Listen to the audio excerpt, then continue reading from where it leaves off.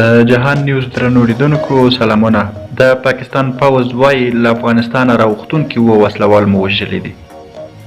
د پاکستان پوځ وایي د دغه هیواد امنیتي ځواکونو پرون چهارشنبه هغه اووه وسلوال وژلي چې غوښتل یې په پټه له افغانستانه د دوی خاورو ته ورشي. اسوسییټ پریس خبري اژانس د پاکستان د پوځ د خبرپاڼې پر اساس وایي چې دغه وسلوال غلام خان بندر ته نږدې چې له خیبر پښتونخوا سره پر پوله پروت دی وپېژندل شول او له منځه ولاړل.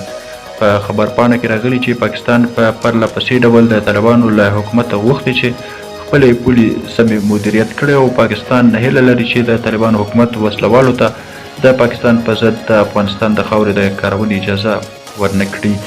د طالبانو حکومت د پاکستان د دغې ادعا په اړه څه نه دي ویلي، خو مخکې ویلي وو چې د پاکستان امنیتي ستونزې د هغوی یوه کورنۍ موضوع ده.